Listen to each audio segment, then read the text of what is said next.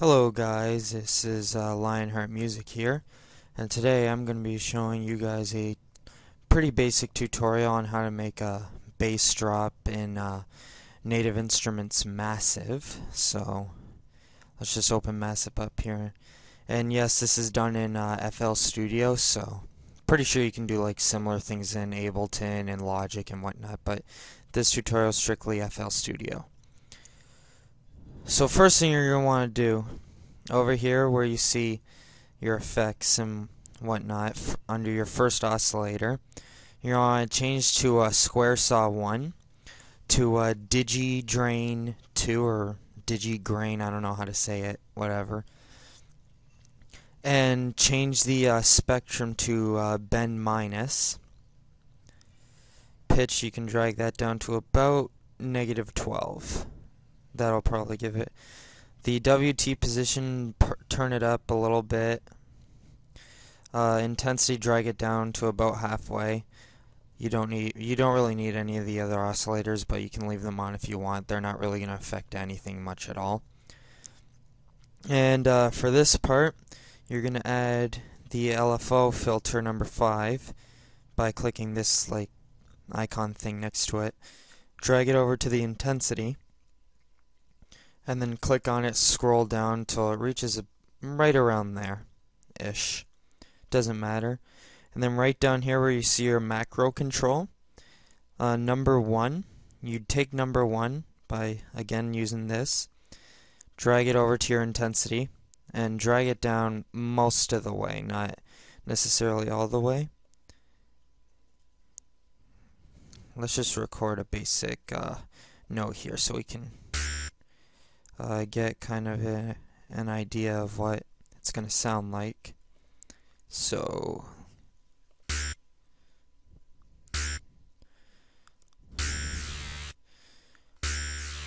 as you can see, it already sounds pretty good right now, but a lot of things can be fixed with it.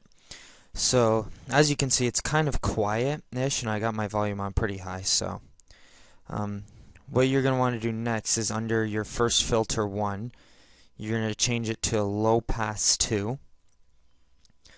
Move the cutoff up most of the way, not necessarily all of it. LFO number 5, move that over. And drag this down. That's going to make it a lot louder. And always, this one's very important, because if you don't do this, it's going to sound very bad. You change under here, under mix, make sure the bar is all the way up. And then under your effects, for your first one, go to classic tube, dry wet, just bring it up. And your drive, you can bring that up a bit too. Drive is, you can play around with that. That doesn't really matter as much. And for your FX2, you do a dimension expander. And this one's all completely on preference. If you want it to sound really, really like have an echo kind of sound, then definitely increase the size. If you don't want it as echoey, then decrease the size. Dry wet, bring that up just a little bit. Let's see how that sounds. That sounds pretty good. I quite like that. Now what we're gonna do is mess around with the LFO. Now you got 4 different types of waves you can screw around with. You got the sine wave, triangle wave, square wave, and I don't know what this wave is. It looks like another triangle wave, but whatever. The one I would highly recommend in doing is the sine wave. I don't really recommend square wave. It just sounds very gritty. As you can see, square wave is just messy. Here's what the triangle wave sounds like. Let's just press play up here. This one just kind of gives it like a little bit of a rise. Now this one, I never use this one. This one's just a rise and just has very high attack pretty much. So use your sine wave. And to get rid of that attack at the beginning, you're going to take your wave and move it over.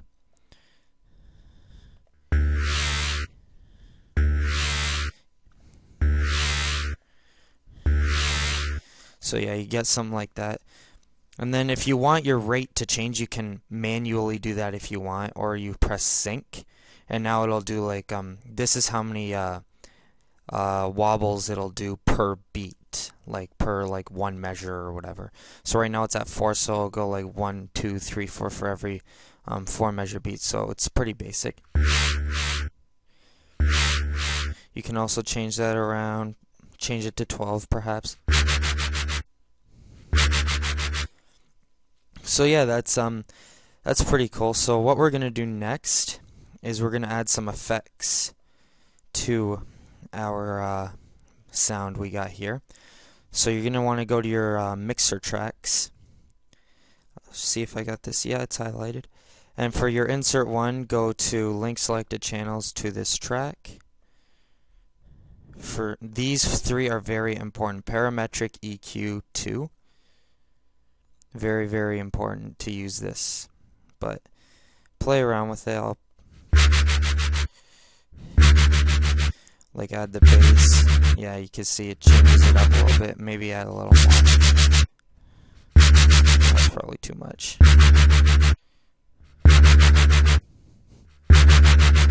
Oh, whatever, you get the basic details. And this one's probably the most important, the wow filter. Yeah. I got the demo version, but I highly recommend buying it. I'm probably going to buy it pretty soon. You're going to go to vowel comb. And it should be on band reject. If it's not, make sure it goes to band reject. For your overdrive over here, move it up a little bit. For your vowels, again, it's completely on preference. You can change it to like an O to like an A to give it that like wah-wah sound. Or like an A to an E to give that I-E-I-E-I sound kind of thing. Kind of like a Skrillex thing. I don't know. So I'm just going to do the basic like U thing. Resonance, you can play around with this. I recommend just keeping it in between 70 and 100. Never hit 100, otherwise it's going to sound horrible. For down here, for this, you don't really have to mess with this, but your LFO, definitely change that if you want. You can change your rate to whatever. Let's just keep it basic right now. Sine, definitely keep it at sine wave. If you like triangle, you like square, then fix it around whatever you want. For your mix section and your master section, don't touch those, leave those be. Those are pretty basic. And then this one's also pretty good, Fruity Flangus. The parametric EQ and Flangus come with FL Studio, so it's pretty basic. But for your Flangus, don't leave it on all the way. Turn it to about half the volume.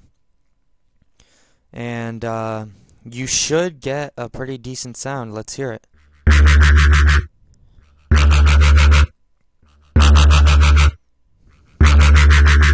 You can hear that filter kind of getting in there. It sounds pretty cool. I'm actually quite proud of that. Maybe we can screw around with the filter a bit more. Change the rate. We'll leave it to probably around there.